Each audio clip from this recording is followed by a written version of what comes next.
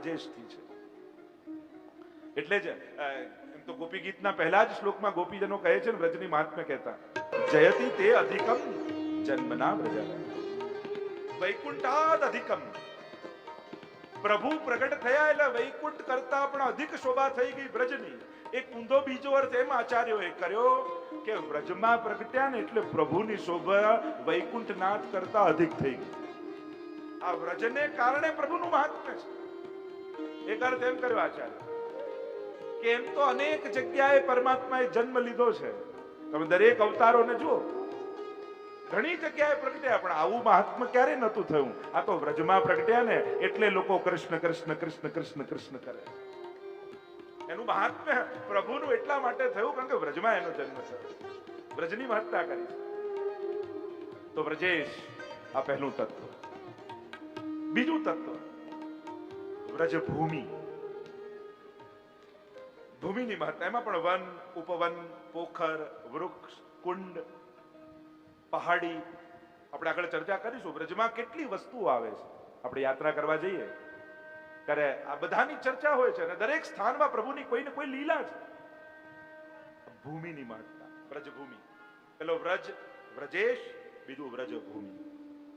અમારા રસકાંદી પણ કહે છે ને, જો માનુષ હો તો વહી રસ ખાની, બસો વ્રજ ગોકુલ ગાવ કે ગ્વાર. જો માણસ થાઉં તો વ્રજવાસી બનાવજો, પશુ થાઉં તો નંદ બાબાના ગૌશાળાની ગાય બનાવજો, પક્ષી થાઉં તો કદંબના વૃક્ષ પર માળો બનાવીને રહું. પ્રાયો બતામ વિહિગા મુનયો વનેસ્મિન કૃષ્ણે ક્ષણાસ્તદુદીતમ કલવેણુ ગીતમ આરુહ્ય યે ધ્રુમભુજાન रुचिर प्रवालान श्रवणवंते मृतशो विगतान्यवाच. ये पक्षियां हैं व्रज के. जो पाषाण था वो एवा कर्म होय, पत्थर बनवा जेवा मारा कर्म होय तो गिरिराज बाबानो पाषाण મને બનાવજો, પણ વ્રજ છોડીને અન્યથા મારી ગતિ ન થાય એવી કૃપા કરો. બસ કાનજી એમ માંગ્યું. એમ તો આપણે ત્યાં દરેક ભક્તોને જો કથાનું શ્રવણ કરો, પ્રભુની મહત્તા બ્રજભૂમિને કારણે. બ્રજ ભયો મહેર કે પૂત જબ યે બાત સુની આનંદે સબ લોગ ગાવત ગણિત ગુની. બ્રજ ભયો આ બ્રજમાં થયા ને એટલે વ્રજને કારણે કૃષ્ણની મહત્તા છે. એવી ભૂમિની મહત્તા કઈ છે? તો જે 10 તત્વોની આપણે ચર્ચા કરી રહ્યા છે વ્રજ મહાત્મ્યને સમજવા માટે, એમાં પહેલું તત્વ વ્રજેશ, બીજું તત્વ વ્રજભૂમિ. અને વ્રજભૂમિમાં આ બધું જ આવી જાય. એના પર્વતો, એની પોખરો, એની કુંજો, એની નિકુંજો, એના કુંડો, એના તલાવો, અનેક અને એના સરોવરો, આ બધું જ સંકલિત છે. કારણ કે વ્રજમાં યે સબ મેરો અંગ, એમ દાનના પદોમાં કહીએ છે ને, જ્યારે દાન લીલાને ગવાય છે, એમાં દાનના લીલામાં ઠાકોરજી ગાતા ગાતા કહે છે કે આ વ્રજ ભક્તો ને વ્રજ એ મારાથી જુદું નથી, યે સબ મેરો અંગ, આ બધા જ મારા અંગ રૂપ છે. એટલે વ્રજભૂમિ એ સાક્ષાત પ્રભુ રૂપ છે. અને એટલે જ કોઈ ભૂમિમાં મુખ હોય, અહીંયા મુખ છે. ઠાકોરજી જો વ્રજને આખું એક શરીર માનો તો એનું મુખ એ ગિરિરાજજી છે, એનું હૃદય એ ગોકુલ છે. એમ અત્યારે ચર્ચા નથી કરતો, પણ આખા વ્રજમંડળને આપણે શરીર આકારે જો ભાવના કરીએ તો આખું શરીરની ચર્ચા થઈ શકે. અને આ રીતે એટલે વ્રજ રૂપ રહેલા પરમાત્મા શ્રી કૃષ્ણને આરોગાવવું હોય તો એ વ્રજમાં રહેલા મુખારવિંદને સમર્પિત કરો તો એ સાક્ષાત જે કૃષ્ણ વ્રજ રૂપે પ્રગટ બિરાજમાન છે એમના મુખ સુધી પહોંચે છે, એ આરોગ છે. તો એની આખી ભાવના છે. આપણે એની પણ ચર્ચા જો સમય મળશે તો આખી વ્રજના સ્વરૂપાત્મક ભાવના, એનું નેત્ર શું છે, મુખ શું છે, ચરણ શું છે, હસ્ત શું છે, એટલે ત્યાં આપણે ત્યાં ચરણ પહાડી છે.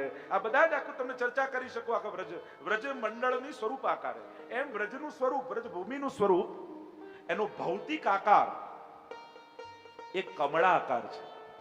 એનો શેપ તમે મેપ દોરો ને એનું તો કમળ જેવો શેપ આવે છે. એટલે આપણે ત્યાં મનોરથ થાય છે. જો હવેલીઓમાં વ્રજ કમલનો મનોરથ. એ વ્રજ કમલનો મનોરથ શું છે કે આખું વ્રજ મંડળ એનો શેપ કમળાકાર છે. એની પણ ઘણી બધી ચર્ચાઓ છે. જેમ આખી સૃષ્ટિનું સર્જન પ્રભુના નાભી કમળમાંથી થયું, બ્રહ્માજી અને પછી આખું થયું, એમ અલૌકિક સૃષ્ટિનું સર્જન આ વ્રજ કમળમાંથી થયું છે. અને ચરણારવિંદમાં ચિહ્ન પણ છે, એની પણ ચર્ચા છે. 56 સ્થાનો મુખ્ય છે. એટલે વ્રજકમલનો મનોરથ હોય ને તો 56 પાંખુડીઓ હોય, 8, 16 અને 32. ઉપર 8 પાંખુડી, પછી 16 પાંખુડી, નીચે 32 પાંખુડી. અને એમાં એક એક વ્રજના સ્થાનોના નામ લખ્યા હોય. જેણે દર્શન કર્યા હોય વ્રજકમલના દર્શનના, મનોરથના, તો એક એક પાંખુડીઓના નામ લખ્યા હોય બ્રજમંડળના. એટલે કે જે જે સ્થાનમાં પ્રભુની જે લીલા ચાલી રહી છે અને જે વ્રજભક્તો ત્યાં સામગ્રી જે ભાવથી આરોગાવે છે, એ દરેક પાંખુડી ઉપર સામગ્રીની સજાવટ થાય. એટલે વ્રજ કમળના મનોરથના દર્શન કરો તો આખી વ્રજયાત્રા કર્યાનું ફળ પ્રાપ્ત થાય. કારણ કે વ્રજમાં આ બધા જ સ્થાનોમાં આપણે ત્યાં 56 ભોગ થાય છે. આ 56 ભોગ શું છે? 56 ટાઈપની સામગ્રી. ઘણા લોકો એમ સમજે 56 ભોગ એટલે 56 પ્રકારની સામગ્રી ધરવી. અરે ના, 200 ઉપરાંત પ્રકારની સામગ્રી હોય, પણ 56 ભાવની સામગ્રી હોય. કારણ કે આ 56 પાંખુડીઓમાં 56 પ્રકારના ગોપીજનો એ પોતપોતાના ભાવથી ઠાકોરજીને આરોગ આવે. એટલે 56 ભાવ છે, એટલે એને કહેવાય 56 ભોગ. 56 ટાઈપ જ ના હોય, 56 જુદા જુદા 56 પ્રકારની ના હોય, 56 ભાવની હોય તો અનેક પ્રકારની. એટલે સૌથી મોટો મનોરથ એને કહેવાય, કારણ કે વ્રજમાં થતી સમગ્ર લીલાઓના ભાવથી એ ભોગ આવે. અને એટલા માટે એની વિશેષતા આપણે ત્યાં મહાત્મ્ય કહેવાયું છે. તો આ વ્રજ ભૂમિની જે વાત કરી રહ્યો છું એ કમળાકાર છે અને આવા 56 મુખ્ય સ્થાનો છે જેમાં અખંડ પ્રભુની લીલાઓ ત્યાં થઈ રહી છે. અને એટલા માટે તમે મધુરાષ્ટક ગાઓ, 8 શ્લોક છે. આપણે એક શ્લોક ગાયો તો કેટલી વાર મધુર આવ્યું? અધરમ મધુરમ, વદનમ મધુરમ, નયનમ મધુરમ, હસિતમ. સંક્ષિપ્તમાં વિસ્તાર નથી કરતો, પણ 7 વાર આવ્યું. મધુરાધિપતે અખિલમ મધુરમ, 7 વાર આવ્યું. શ્લોક 8, તો 8 સિત્તા. અહીંયા ઋષિકેશમાં કેટલા થાય? 56. 56 કેમ થયા? કેમ 56 વાર મધુર કહ્યું? કારણ કે વ્રજ મંડળમાં મુખ્ય 56 સ્થાનોમાં લીલા છે. અને આ 56 સ્થાનોમાં જે પ્રભુ માધુર્યનું દાન કરે છે, એ માધુર્યનું ગાન શ્રી મહાપ્રભુજી અહીંયા કરેલું છે. એટલે સમગ્ર બ્રજ લીલાનું વર્ણન ગૂઢ રૂપે મધુરાષ્ટકમાં છે. તો એવી ઘણી બધી ચર્ચા કરી શકાય, હું એનો વિસ્તાર નથી કરતો. આપણે તો વ્રજયાત્રાએ નીકળવાનું છે, પણ એની આ બધી તૈયારીઓ છે. તમે વ્રજયાત્રામાં જતા હો તો કેટલું બધું પેકિંગ કરો. આ મૂકી લઈએ, પેલું મૂકી લઈએ, ટોર્ચ લઈએ. પાછું લિસ્ટે આપવામાં આવે જેને ઉપાડી હોય વ્રજયાત્રા, ટોર્ચ લેજો, દોરી લેજો, પૈટી લેજો, આ લેજો, પેલું લેજો. તો આપણે બધા ભાવાત્મક જે વ્રજયાત્રામાં જવાના છીએ ને, એનું હું તમને પેકિંગ કરાવું છું. કે આ બધું થોડી સમજણની પેકિંગ થઈ જાય પછી આપણે વ્રજયાત્રામાં જઈશું તો એનો આનંદ માણી શકીશું. તો બીજું તત્વ એ બ્રજ ભૂમિ છે. હવે આ ભૂમિ માટે તો કેટલું ગાઈએ. જો ભગવતીઓના ચરિત્રના વાણીનો આશ્રય કરું તો કેટલું ગાન થઈ જાય. તો હરિરાયજીના પિતાશ્રી કલ્યાણરાયજીનો, અને જ્યારે કેશવપુરીજી આવ્યા ને કહ્યું કોઈ એક લાલજીને મને આપો, તો એની ચર્ચા વિસ્તાર નથી કરતો, સંક્ષિપ્તમાં કહું. અને ત્યારે ગુસાઈજી સાતે લાલજીઓને કહ્યું કે તમારામાંથી જેને ઈચ્છા હોય જણાવો. તો ગોવિંદરાયજીને સૌથી પહેલા લાલજી થયા. 7 લાલજી હતા ને, ગિરધરજી, ગોવિંદરાયજી આદિ છે, ઘનશ્યામ લાલજી. તો 7 લાલજીમાં સૌથી પહેલા લાલજી એટલે ગુસાઈજીને સૌથી પહેલા પૌત્ર એ આ કલ્યાણરાયજી થયા. 7 લાલજીમાં સૌથી પહેલા કોઈને લાલજી થયા ને તો ગોવિંદરાયજીને થયા, આ કલ્યાણરાયજી થયા. એટલે એમને ડર લાગ્યો ને, સૌથી નાના બાળક, કે આ કોઈ જશે નહીં ને, હું સૌથી નાનો છું અને કાકાજી આગળ, તાજી આગળ બોલી નહીં શકું, અને મને આપી દેશે તો. આવા વ્રજમાં વાસ અને નવનીતલાલના સેવાના સુખ છોડી કોણ આ મઠાધિપતિ બનવા જાય? અને ત્યારે બીજા દિવસે ગુસાઈજીએ કહ્યું કે કેશવપુરીજીને બોલાવ્યા કે હું કોઈને આપીશ. અને એમને ડર લાગ્યો અને બધા લાલજી ગોઠવાયા છે અને બોલી ન શકે એટલે જોરથી રડવા લાગ્યા. કલ્યાણ ડુસકે ને ડુસકે રડે. પૂછ્યું, બાવા રડો છો કેમ? અને ત્યારે પદ ગાયું, હો વ્રજ માંગનો જો, હો વ્રજ માંગનો જો, ક્ષમા કરજો તાજી, મને વ્રજથી છોડાવો નહીં, મારે વ્રજવાસ જોઈએ છે, મારે નવનીતલાલની સેવા જોઈએ છે, મારે કોઈ મઠના મઠાધિપતિ નથી બનવું. આ સેવાના આનંદ છોડી આ જવાબદારીઓના ભાર મારે નથી લેવા, મારે તો પ્રભુની સેવાનું સુખ જોઈએ. અને સુંદર કીર્તન ગાયું છે કલ્યાણરાયજીનું, સુપ્રસિદ્ધ કીર્તન છે. વંદન કરીએ એવા આચાર્યો. હમણાં જ હરિરાયજીનો ઉત્સવ ગયો. એવું વ્રજભૂમિનું મહાત્મ્ય કહ્યું છે. તો પહેલું તત્વ એ વ્રજેશ બીજું પાસું, બીજું અંગ એ વ્રજભૂમિ. ત્રીજું વ્રજનું એક મહત્વનું પાસું અંગ એ છે વ્રજ ભાષા. એક વ્રજવાસી કી ગાલી પર 100 આદર બલિહારી, એમ ઠાકોરજી કહે. ઘણા લોકો કે આ વ્રજવાસીઓ ગાળો બહુ બોલે.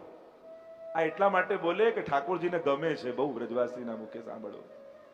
એટલે ત્રીજું પાસું વ્રજનું એ વ્રજ ભાષા છે.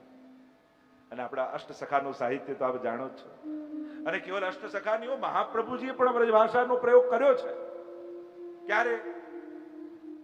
જ્યારે કીર્તન, જેમ સુરદાસજીએ બ્રજ ભયો મહેરે કે પૂત જબ ये बात સુની, અને આખું નંદ મહોત્સવનું વર્ણન નંદાલયનું કરતા કરતા સુરદાસજી છે ગોપીઓના ઘરમાં દર્શન કરવા લાગ્યા અને ત્યાંના ઉત્સવનું વર્ણન કરવા લાગ્યા, ત્યારે સ્વયં મહાપ્રભુજીએ એ કીર્તનને વ્રજભાષામાં વિરામ આપતા કહ્યું, સુન સુર સબન કી यह ગતિ जिन હરિચરણ ભજે, એમ કહી અને મહાપ્રભુજીએ વિરામ આપ્યો.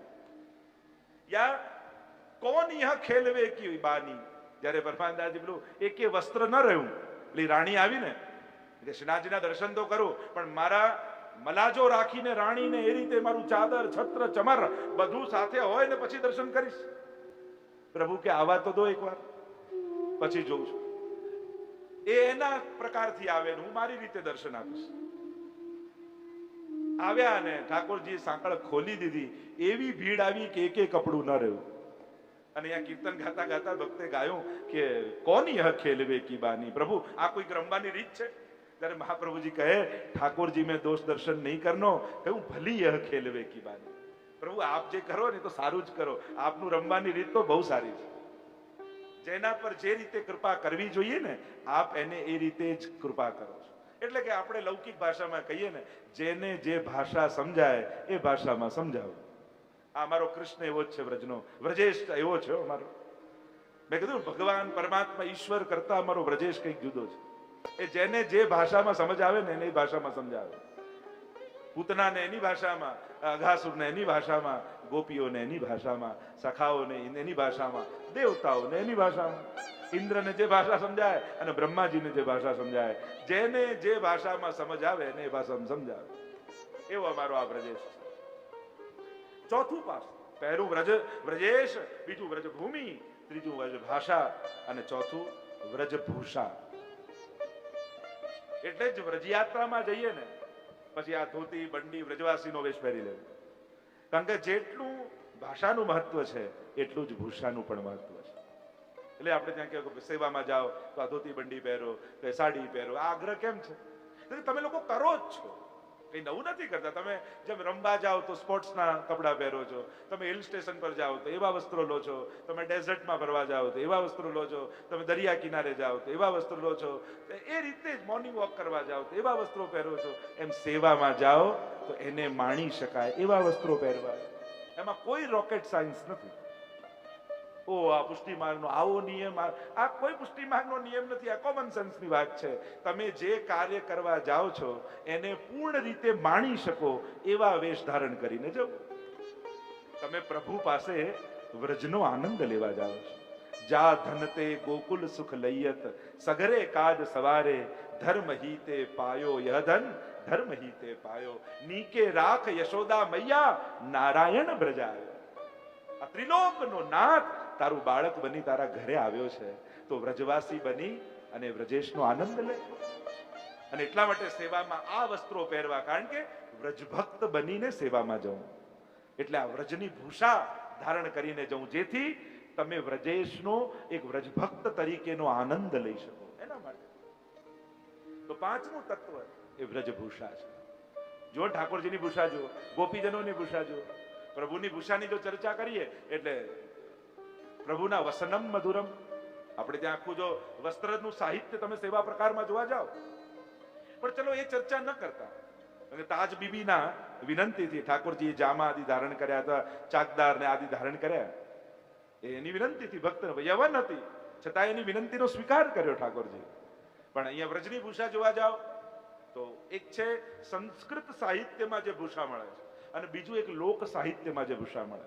આ કાળી કામડી ને જે આપણે ચર્ચા કરીએ છીએ એ લોક સાહિત્યમાં વધારે વપરાય, અને સંસ્કૃત સાહિત્યમાં પીતાંબર આદિનો, પીતાંબરમ એનો વધારે ઉપયોગ શબ્દનો જોવા મળે છે. તો એની પણ ઘણી બધી ચર્ચા છે. પ્રભુ કાળી કામળી પણ ધરે છે, પીતાંબર પણ ધરે છે, અને ઘણીવાર બહુ ઉતાવળ રાત્રિના સમયે સવારે આવવામાં થઈ જાય તો નીલાંબર ઓઢીને પણ આવી જાય. ગોવર્ધન ગિરી સઘન કંદરા રૈન નિવાસ કિયો પિય પ્યારી. ગિરિરાજની કંદરામાં એ અખંડ રાત્રિની લીલા ચાલતી હોય અને અહીંયા સવારે પ્રાતઃકાલ નંદાલયમાં શંખનાદ અને ઘંટાનાદ થઈ જાય અને ત્યાં સ્વર સંભળાય. અરે યશોદાજી જગાવા આવતા હશે એટલે ઉતાવળા ઉતાવળા ઠાકોરજી ભાગે ગિરિરાજની કંદરાઓમાંથી, અને ઉતાવળા ભાગ્યા એટલે પોતાનું પીતાંબર ભૂલી ગયા અને સ્વામીજીનું નીલાંબર લઈને આવી ગયા. અને નીલાંબર ઓઢીને પોઢ્યા હોય, યશોદાજી જગાવવા આવે અને વિચાર કરે કે રાત્રિના સુડાવ્યો ત્યારે તો પીતાંબર હતું, આ નીલાંબર ક્યાંથી બની ગયું? એની પણ ઘણી રસમય અને આનંદ ચર્ચાઓ અને લીલાઓના વર્ણન આપણે ત્યાં કૃષ્ણ ચરિત્રની લીલાઓમાં મળે. તો વ્રજભૂષા, વ્રજભાષા, પાંચમું અંગ એ વ્રજ ભોજન છે. વ્રજનું એક વિશિષ્ટ પ્રકારનું ભોજન છે, ભોગ છે પ્રભુ. 56 ભોગ આદિ તો આપણે જે ચર્ચા કરીએ તો છે જ, પણ જ્યારે કુમનદાસજીને ત્યાં પ્રભુ પધાર્યા અને કુમનદાસજીને गोद में बिठाए प्रभु को और पूछा बाबा आपको कहाँ इच्छा है, कहाँ रोगनो है? अरे बेजर की रोटी, टेंटी को शाक, संधानो और दही. ब्रज को बड़ो यह मेवा एक टेंटी, जाको होत शाक संधानो और बेजर की रोटी. આપણે ત્યાં બ્રજની એક વિશિષ્ટ પ્રકારનું ભોજન છે. માખન ને દહીં ને ગોરસ તો છે જ વિશેષ રૂપે, એ તો વ્રજનું એક પરિચય છે. પણ એની સાથે ભોજનની જો ચર્ચા કરવા જઈએ તો ટેટી એટલે ટેટી, આપણે જે ગુજરાતમાં ટેટી કહીએ સકલ ટેટી એ નહીં, પણ તમે ગુજરાતીમાં કૈડા કહો ને, કૈડાનું અથાણું, નાનું નાનું હોય, ખાટું ખાટું હોય, કૈડાનું અથાણું જેમ કે એને એક બ્રજમાં ટેટી કહેવાય. કુમનદાસજીને ત્યાં જ્યારે માનસિંહ આવ્યા અને જોયું કે આટલા મોટા ભગવતી ને એમને આવી નિષ્કંચનતા, અને ભક્તની નિષ્કંચનતા એના ભાગ્યવશ નથી હોતી, એની ઈચ્છાવશ હોય છે. આ કોઈ એનું ભાગ્યનું પરિણામ નથી હોતું કે નિર્ધનતા આવી. એને ભગવાનની ભક્તિમાં વિક્ષેપ આવે એવું કાંઈ પોતાના જીવનમાં જોઈતું નથી હોતું. એટલે જે નિષ્કંચનતા ભક્તોના જીવનમાં છે એ એના કર્મવશ કે ભાગ્યવશ નથી, એના ઈચ્છાવશ છે, એના સંકલ્પવશ. એટલે માનસિંહ આવ્યા ને કહ્યું કે તમને 12 મહિનાનું તમારું અનાજ ભરાવી દઉં તમારા ઘરમાં. ત્યારે કહ્યું કે જો આ 2 વૃક્ષ છે ને અમારા આંગણામાં, એક બોરનું ઝાડ છે ને એક ટેટીનું ઝાડ છે, એક શિયાળામાં ફળ આપે, એક ઉનાળામાં ફળ આપે, અને અમારું તો 12 મહિના ચાલે, અમારે તો કાંઈ ન જોઈએ. એની ચર્ચા પણ હમણાં વિસ્તાર નથી કરતો.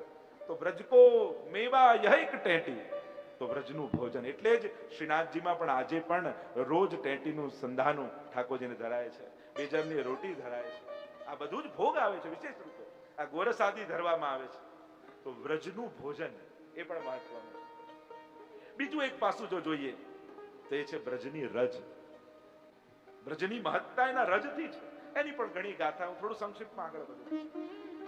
7મું પાસું બ્રજનું જોઈએ તો જેમ વ્રજ ભાષા, વ્રજ ભોજન, વ્રજ ભૂષા, વ્રજ રજ, એમ 7મું પાસું એ વ્રજા છે. અને વ્રજા એ શ્રી યમુનાજીનું નામ છે. એ વ્રજની દેવી છે. નમો દેવી યમને, નમો દેવી યમને. અને એટલા માટે જ વ્રજયાત્રા શરૂ થાય તો સૌથી પહેલા હાથમાં યમુનાજી લઈ અને નિયમ લેવાય. કારણ વ્રજની અધિષ્ઠાત્રી યમુનાજી છે, અને યમુનાજીની મંજૂરી ન લો તો વ્રજમાં જવાનો અધિકાર ન મળે. એટલે જ તો યમુનાષ્ટપદીમાં શ્રી ગુસાઈજી પ્રભુ ચરણ નમો દેવી યમને, નમો દેવી યમને, હર કૃષ્ણ મિલનાંતરાય. શ્રી યમુનાજી કૃપા કરી શું કરો? આપણે ભલે લૌકિક ભાવથી જતા હોઈએ ગિરિરાજજી કે યમુનાજી પાસે, મારું આ કામ થાય, મારું આ કામ થાય, વાંધો નહીં. સકામતા પણ એક ભક્તિનો અંગ જ છે, એક પ્રકાર છે. પણ ઉત્તમ ભક્તિ તો એ છે ભગવાનમાં આવતા બધા અંતરાયોને હે યમુનાજી હરી લો. હર કૃષ્ણ મિલનાંતરાય નિજ માર્ગદાયિની. એવા શ્રી યમુનાજી વ્રજા. 8મું તત્વ વ્રજનું એ વ્રજના દેવ છે, વ્રજદેવ, અને એ છે ગિરિરાજજી. અને એટલા માટે જ્યારે પણ તમે વ્રજ જાઓ છો ત્યારે 2 જગ્યાએ પૂજા જરૂર કરો છો. એક યમુના પૂજન પહેલા કરો, અને પછી ઉતાવળા ક્યાં ભાગો? જતીપુરા. ચલો ગિરિરાજજીનું પૂજન કર્યો, પછી શયનનો સમય થઈ જશે એટલે ભાગતા આવે ત્યાં.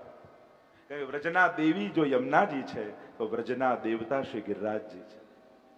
અને એટલા માટે જ જ્યારે બ્રહ્મ સંબંધ એકવાર આપણું થઈ ગયું ને, બ્રહ્મ સંબંધ એટલે શું?